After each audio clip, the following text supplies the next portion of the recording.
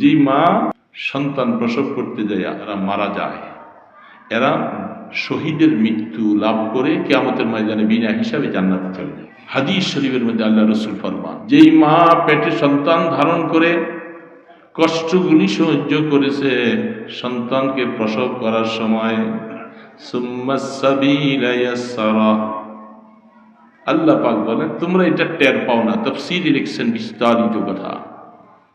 আল্লাহ পাকের কি কুদরত, এত সরু স্থান দিয়ে আমরা বেরিয়ে আসছি, কঠিন না?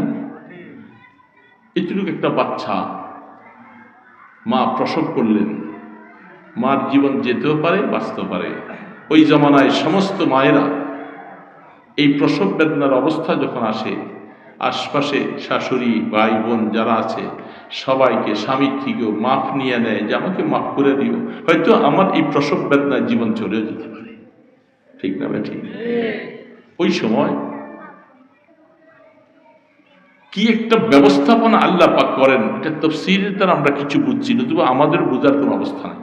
এই সুম্মা সাবিলা ইয়াসসারা তাফসীর খুলে দেখেন ওলামায়ে কেরাম, এই বাচ্চাটা মায়ের যে প্রসবের রাস্তা দিয়ে যখন বাইর হয়, এই বাচ্চা আল্লাহ পাক কুদরতের দ্বারা ওই সময় বাচ্চাটাকে এত নরম করে রাখেন এবং আকৃতিতে অত্যন্ত প্রায় ছোট অবস্থা, নতুবা সরু রাস্তা দিয়ে বাচ্চা বেরিবার সময় মা বাঁচার কথা না।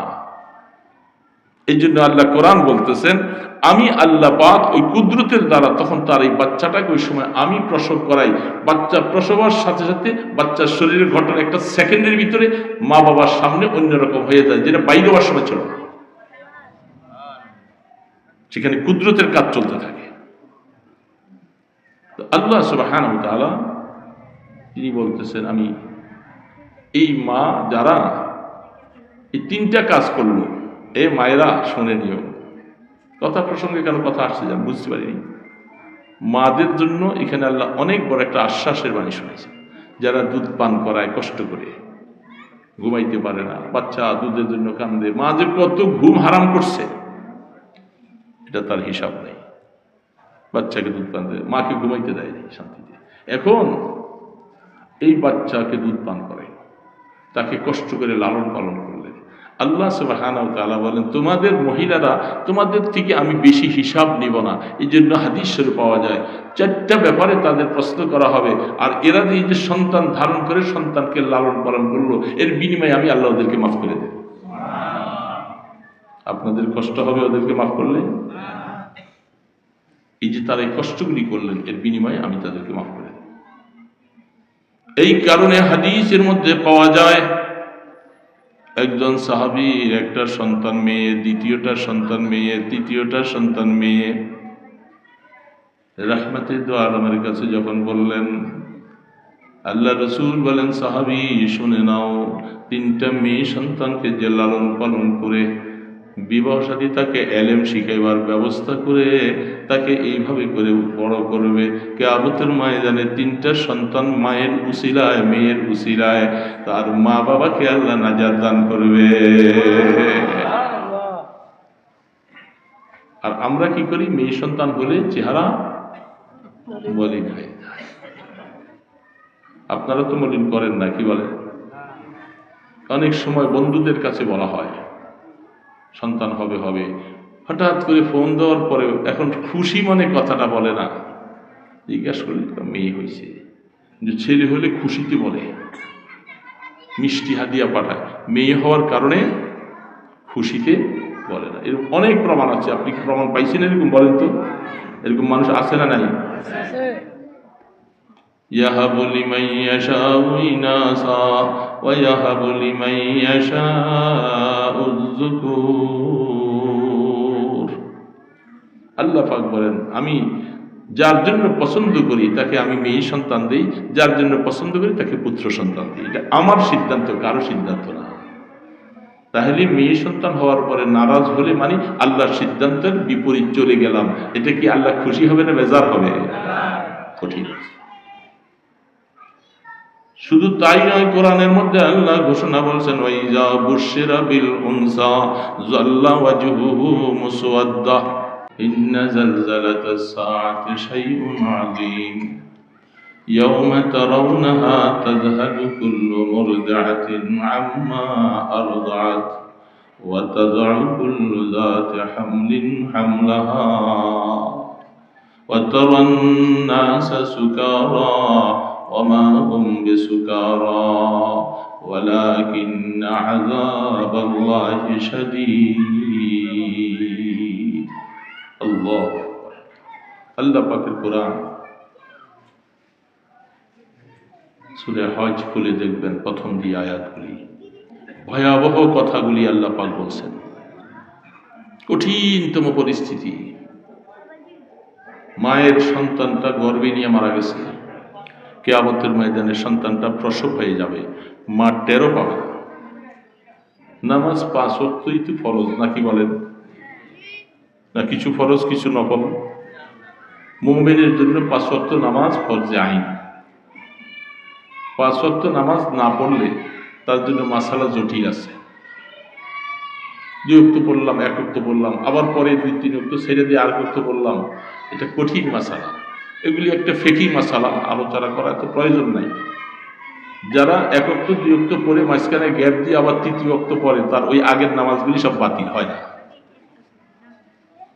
মাসালা ব্যাপার আছে, কারণ সে 3 ওয়াক্ত বাদ দিয়ে 4র্থ নামাজ আবার আদায় করছে, কিন্তু মাঝখানে 3 ওয়াক্ত গ্যাপ। এখন এই 3 ওয়াক্ত যদি সে কাজা আদায় করতে চায়, সেখানে ফিকহি মাসালা অনেক ব্যাপার আছে। এই লোকটা সাহেবে নিসবতওয়ালা না, সে 3 ওয়াক্ত নামাজ আদায় করতে হলে পরে তার জন্য মাসালা জটিলতা, কারণ সে ফজর পড়েছে, জোহর আসর পড়ে নাই। এখন আসরের সময়, মাগরিবের সময় যায় জোহর আর আসরের কাজা পড়তে চায়, তার জন্য জোহর আসরের কাজা এই টাইমে পড়লে আদায় হবে না, কারণ সাহেবে তরতিব আছে একটা মাসালা। জিয়াদার পাঞ্জেগানা নামাজ কখনো কাজা হয় না। সেই লোকটার যদি 1 ওয়াক্ত নামাজ কাজা হয়, আর 1 ওয়াক্ত আসার সাথে সাথে ওই প্রথম তার জিম্মাদার হবে ওই আগের কাজাটা আদায় করা। সাহেবে তরতিব ওয়ালার উপরে খুব মজবুত ব্যাপার। এখন সে তাই কিছু করলো না, পরে 2 ওয়াক্ত আদায় করলো, আবার মাঝখানে গ্যাপ দিয়ে দিল, সে নামাজি না, নামাজি না। কঠিন মাসালা। এই জন্য এই ছেলেরা, তোমরা আমার সামনে আসা, ওগুলো বসাইছে কেটাই, ফুটুর ফুটুর ফুটুর কথা বলতেছো, আর তুমি ওই দূরে যাও, এই ওই দূরে যে বসে কথা বলো, একটা কথা বলবো না, চুপ।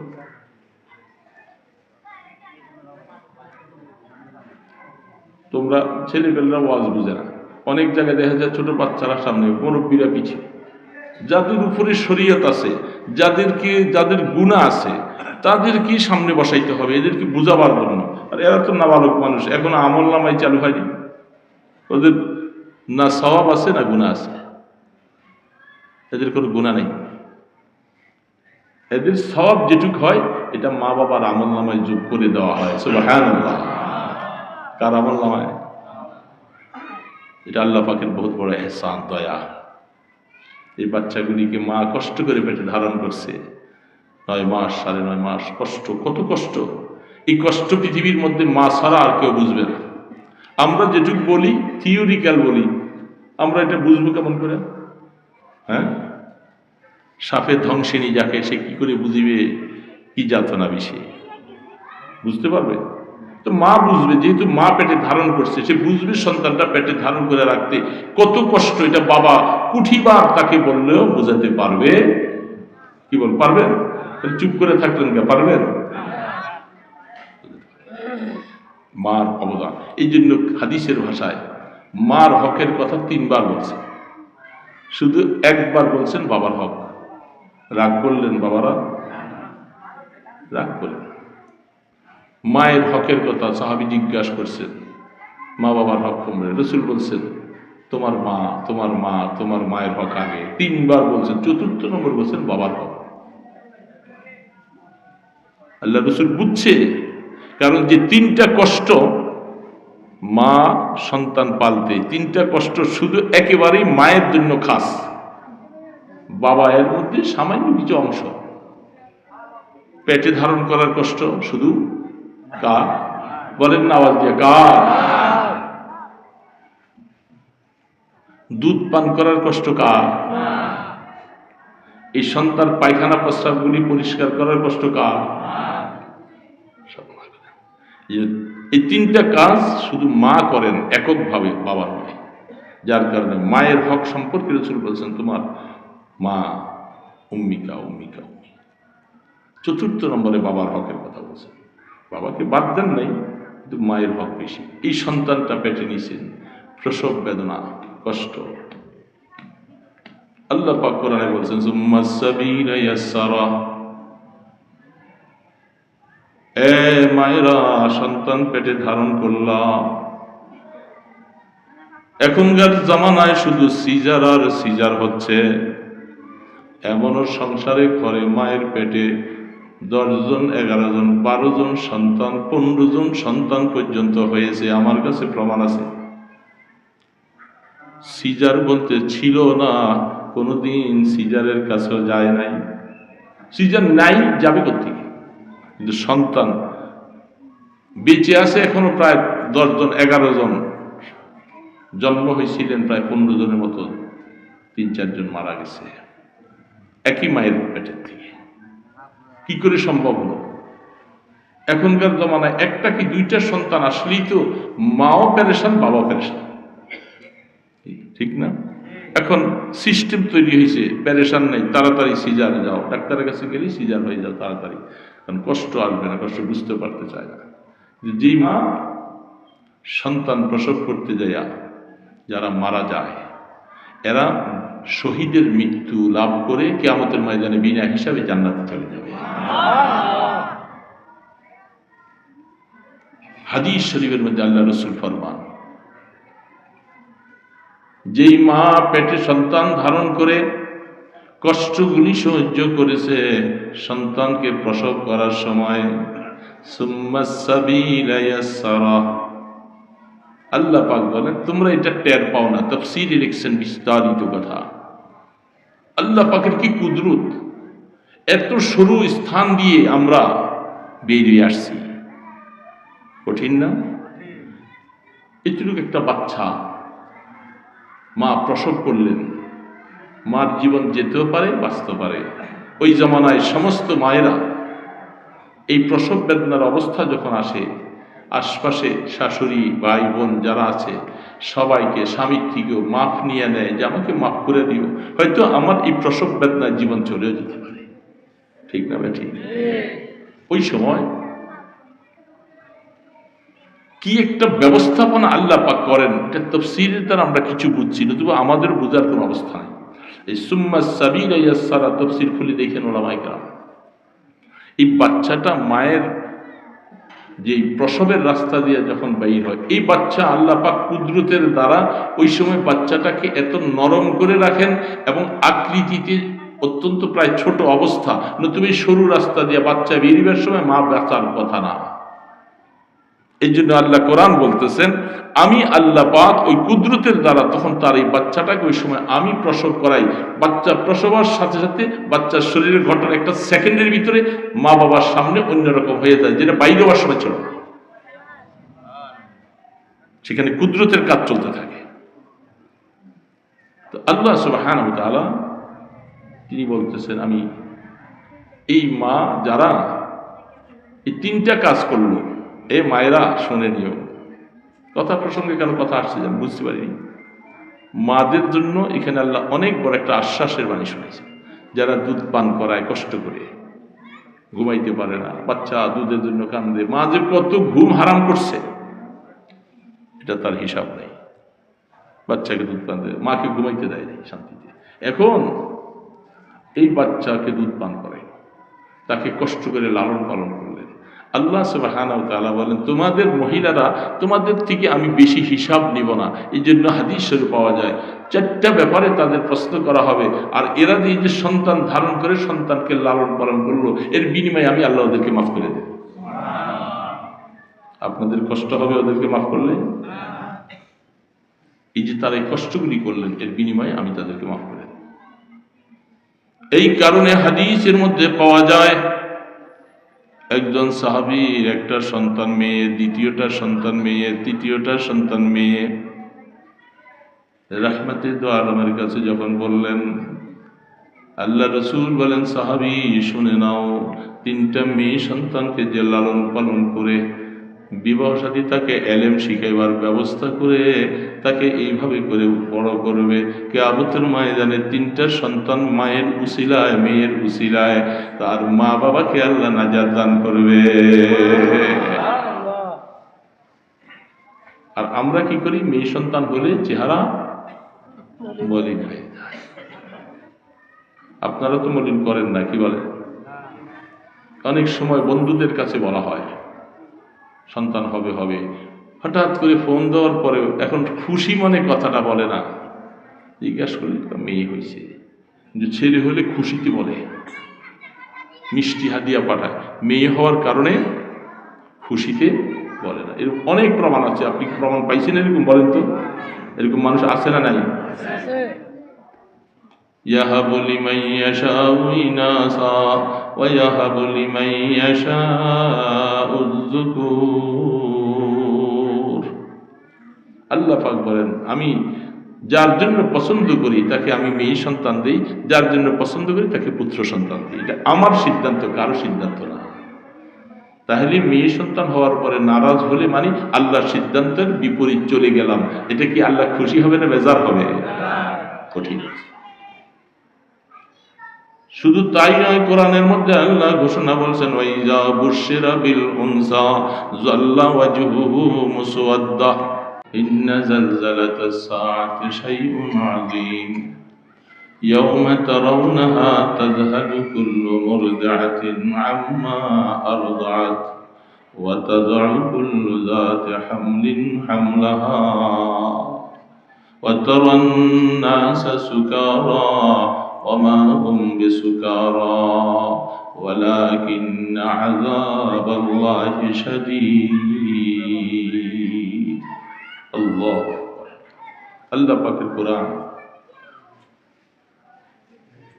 সূরা হজ খুলে দেখবেন, প্রথম দিয়ে আয়াতগুলি ভয়াবহ কথাগুলি আল্লাহ পাক বলছেন। কঠিনতম পরিস্থিতি, মায়ের সন্তানটা গর্ভে নিয়ে মারা গেছে, কিয়ামতের ময়দানে সন্তানটা প্রসব হয়ে যাবে, মা টেরও পাবে না।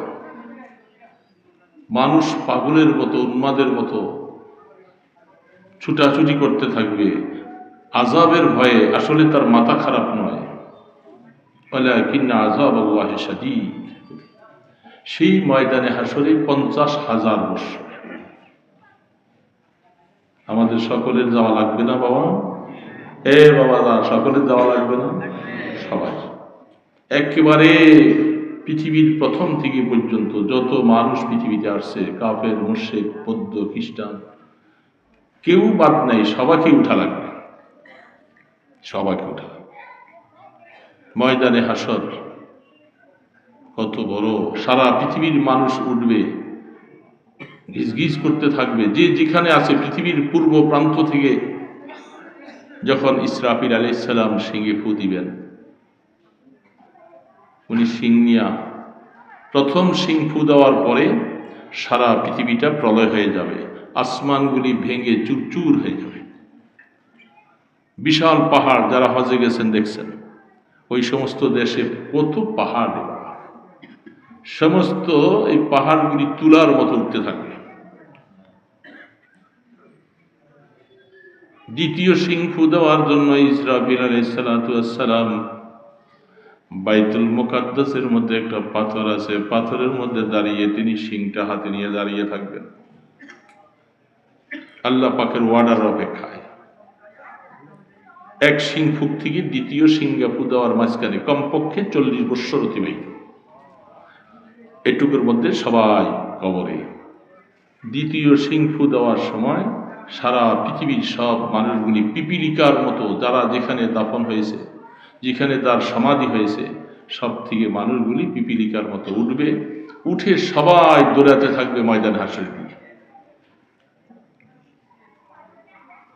ময়দান হাসরে দৌড়ে থাকবে। ময়দান হাসরের প্রথম স্তরটা শুরু হবে জেরুজালেম, মুলকে শাম, বাইতুল মুকাদ্দাস যেখানে, সেখান থেকে শুরু হবে, সারা পৃথিবী ছড়িয়ে যাবে। জমিনটা আল্লাহ পাক রুটির মতো লম্বা করে দিবে, সব মানুষ সেখানে চলবে।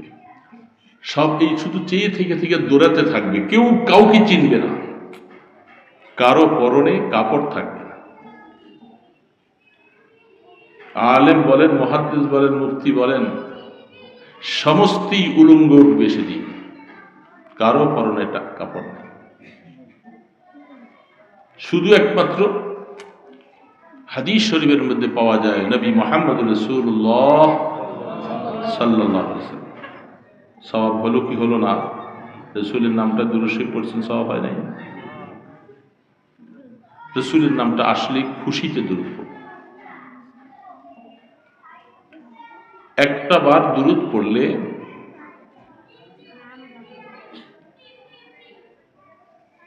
আমল নামায় 1 কিরাত সওয়াব দেওয়া হবে। বলেন সুবহানাল্লাহ। 1 কিরাত। সাহাবায়ে কেরাম প্রশ্ন করলেন, ইয়া রাসূলুল্লাহ, কিরাত তো চিনি না। বলে, উহুদ পাহাড়টা সমপরিমাণ সওয়াব তোমার আমল নামায় দেওয়া হবে। এত ছোট করে বললেন সুবহানাল্লাহ। উহুদ পাহাড় কি দেখছি আমরা? যারা দেখি নেই তাদের বুঝতেই পারতেছি না উহুদ পাহাড় কতটুকু। 3 কিলোমিটার উহুদ পাহাড়টার শুধু গোড়াটা, উপরে উঠা। এই উহুদ পাহাড় সম্পর্কে হাদিস শরীফের মধ্যে আল্লাহ রাসূল বলছেন, অনেক অনেক দৃষ্টান্ত উহুদ পাহাড়ের সাথে দিয়েছেন। এই আমল করলে উহুদ পাহাড় পরিমাণ সওয়াব, এই দান করলে উহুদ পাহাড় পরিমাণ সওয়াব। কি বলেন, শুনছেন না? উহুদ পাহাড় নিয়ে বেশি বেশি। এক যুদ্ধের ময়দান থেকে রাসূল আসতেছিলেন, উহুদ পাহাড়ের কাছাকাছি যখন আসলেন, উহুদ পাহাড় দেখে রাসূল বলছেন, জাবালুল উহুদ ইউহিব্বুনা ওয়া নুহিব্বু। উহুদ পাহাড় আমাদেরকে ভালোবাসে। রাসূল বলেন, আমাদেরকে ভালোবাসেন, আমি রাসূলকে ভালোবাসেন, আমিও উহুদ পাহাড়কে ভালোবাসি।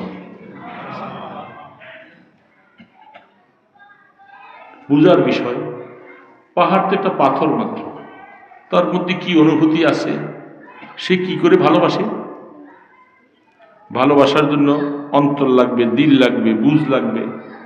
রাসূল বলছেন, বুখারীতে হাদিস আছে, জাবালুল উহুদ, উহুদের দিকে দেখে রাসূল বলছেন, আমাদেরকে ভালোবাসেন, আমরাও উহুদ পাহাড়কে ভালোবাসি। এই জন্য অনেক অনেক দৃষ্টান্তগুলি সব উহুদ পাহাড়ের সাথে মিলিয়ে দেওয়া হয়েছে। এই আমল করলে 1 উহুদ পরিমাণ সওয়াব। ইত্তাকিন নার ওয়ালাউ বিশিক্কি তামরাতিন আও কামা ক্বালা নবী আলাইহিস সালাতু ওয়াস সালাম। আল্লাহ রাসূল বলেন, আয়েশা, একটা খেজুরের চিল্কা আল্লাহ পাকের রাস্তায় দান করে জাহান্নাম থেকে বাঁচো।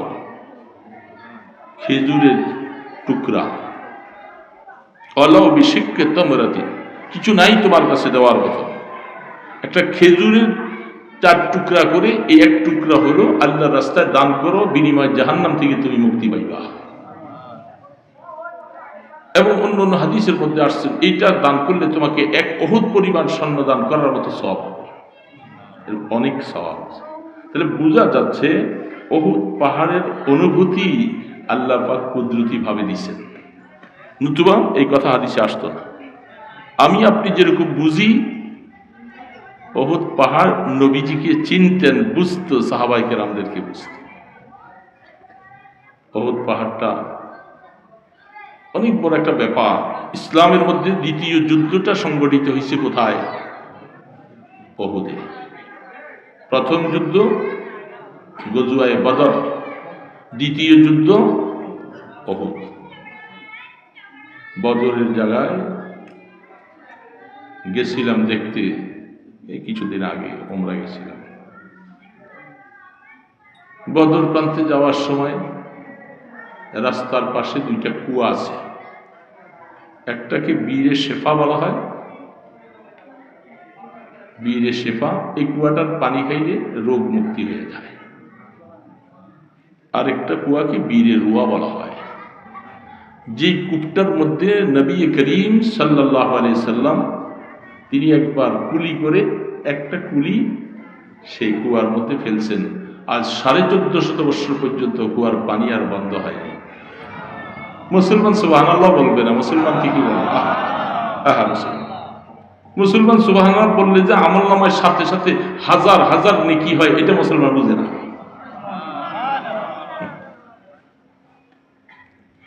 3টা শব্দ আল্লাহ পাকের কাছে সবচেয়ে প্রিয়, সুবহানাল্লাহ ওয়ালহামদুলিল্লাহ, লা ইলাহা ইল্লাল্লাহু আল্লাহু আকবার,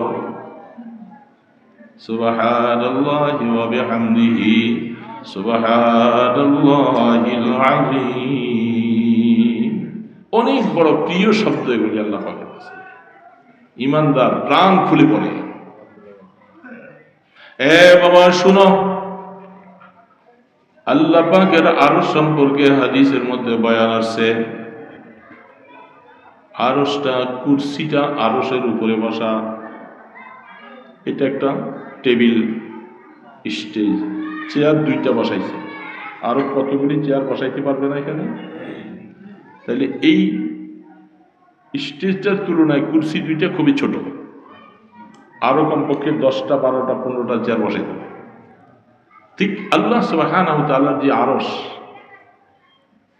আরশের উপরে কুরসি বসাইছে। এগুলি বিভিন্ন অনেক অনেক কথা, যেগুলি অনেক সময় আওয়ামকে, সাধারণ ওরাদেরকে এত বলার বিষয় না। কোরআন হাদিসে এগুলো বিস্তারিত আছে। ইস্তাওয়া আলাল আরশ, আল্লাহ পাক আরশের উপরে আসীন হয়ে আছে।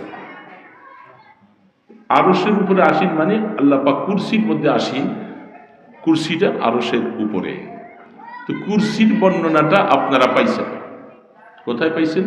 আয়াতুল কুরসি আছে না নাই? মুখস্থ আছে? কার কার আছে বাবা একটু দেখি। মাশাআল্লাহ মাশাআল্লাহ মাশাআল্লাহ, অনেক শুকর আদায় করার বিষয়, কারণ এটা বিশাল বড় একটা আয়াত, আয়াতুল কুরসি।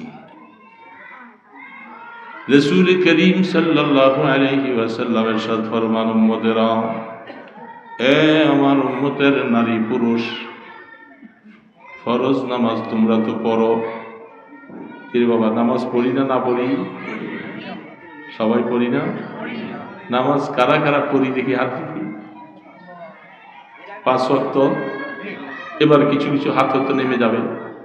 5 ওয়াক্ত সবাই নাই। যারা যারা 5 ওয়াক্ত এরা হাত তোলেন, আর যারা ওয়াক্তগুলি পুরা নাই এরা হাতটা রাখে। 5 ওয়াক্তগুলি হাত নামাই ফেলে।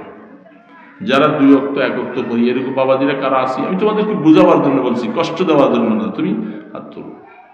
কিছু কিছু বাবাজিরা আছি যে আমরা 5 ওয়াক্ত নামাজ পড়ি না। ঠিক আছে, জানাচ্ছি। আসসালামু আলাইকুম।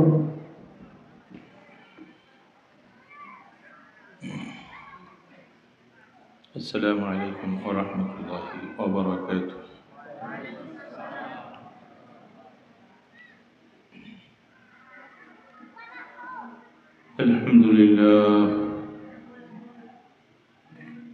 আলহামদুলিল্লাহ নাহমাদুহু ওয়া নাস্তাঈনুহু ওয়া নাস্তাগফিরুহ ওয়া নু'মিনু বিহি ওয়া নাতাওয়াক্কালু আলাইহি ওয়া না'উযু বিল্লাহি মিন শুরুরি আনফুসিনা ওয়া মিন সাইয়্যাতি আ'মালিনা। من يهد الله فلا مضل له ومن يضلله فلا هادي له ونشهد أن لا إله إلا الله وحده لا شريك له ونشهد أن سيدنا ومولانا محمدا عبده ورسوله. أما بعد فأعوذ بالله من الشيطان الرجيم. بسم الله الرحمن الرحيم. ربنا هب لنا من أزواجنا وذرياتنا قرة أعين واجعلنا للمتقين إماما. قال رسول الله صلى الله عليه وسلم لا يؤمن أحدكم حتى أكون أحب إليه من والده وولده والناس أجمعين.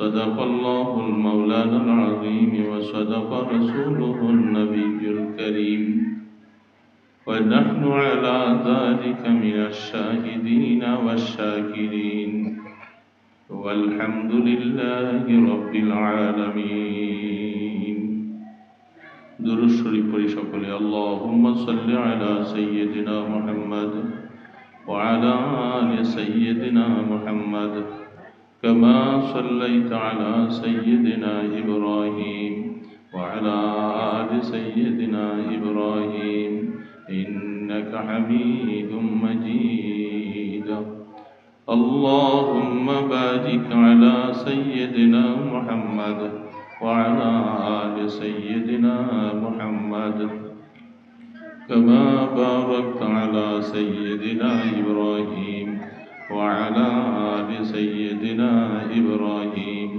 إنك حميد مجيد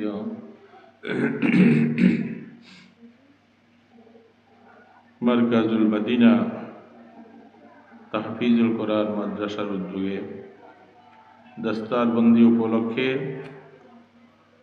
ওয়াজ ও দোয়ার মাহফিলের সম্মানিত সভাপতি হযরত উলামায়ে কেরাম, মুরব্বিয়ানে আযম, নেককার দিনদার মুসলমান ভাইরা, আল্লাহ পাকের দরবারে শুকর আদায় করছি কিছু সময় হায়াতের একটা অংশ কোরআন হাদিসের মাহফিলে নেককারদের সাথে বসার তৌফিক দিয়েছেন আল্লাহ, এজন্য শুকর জানাই আলহামদুলিল্লাহ। সবাই অন্তর খুলে শুকর জানাই আলহামদুলিল্লাহ। অনেক বড় নেয়ামত এটা, এই জন্য নেয়ামত পাওয়ার পরে বান্দা অন্তর থেকে শুকর আদায় করা চাই, কেউ বললে নয়, নিজের তরফ থেকে আল্লাহ পাকের নেয়ামত শুকর আদায় করে। এমনও মানুষ আছে সারা দিনের মধ্যে সে একবার আলহামদুলিল্লাহ বলতে পারে না, কি বলেন? এমন মানুষ আছে না নাই? তারাও মুসলমান দাবি করে, কি বলেন? তো আলহামদুলিল্লাহ শব্দটা তার মুখ দিয়ে বের করার সুযোগ পায় নাই। আল্লাহ পাক তৌফিক দেন। আমাদেরকে এখানে আল্লাহ বসাইছেন, এই মজলিসটার মধ্যে যতক্ষণ থাকবো ততক্ষণ সওয়াব লেখা হবে, কোনো গুনাহ লেখা হবে না, কারণ আমরা এখানে কোনো গুনার সাথে সম্পৃক্ত নাই।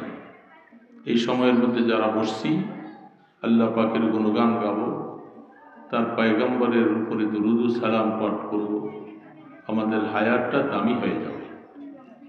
এই হায়াতটা অত্যন্ত সীমিত, অল্প কিছুদিনের জন্য আসছি আমরা এখানে, কি বলেন? অল্প কিছুদিনের জন্য না। আখিরাতের হায়াতের তুলনায় দুনিয়ার ৮০ বৎসরের হায়াত হলো ২.৫ সেকেন্ড মাত্র।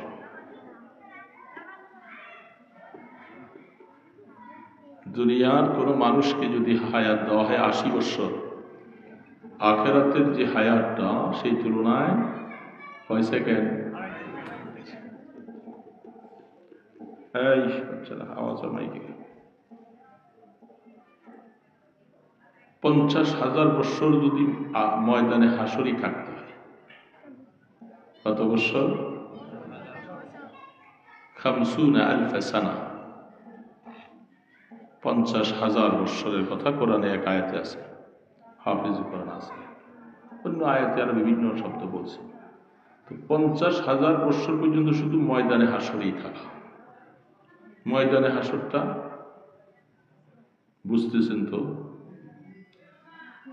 ময়দানে হাসরের মধ্যে কি পজিশন, কি অবস্থা? আল্লাহ সুবহানাহু ওয়া তাআলার কোরআন এই সম্পর্কে অনেক বলছেন।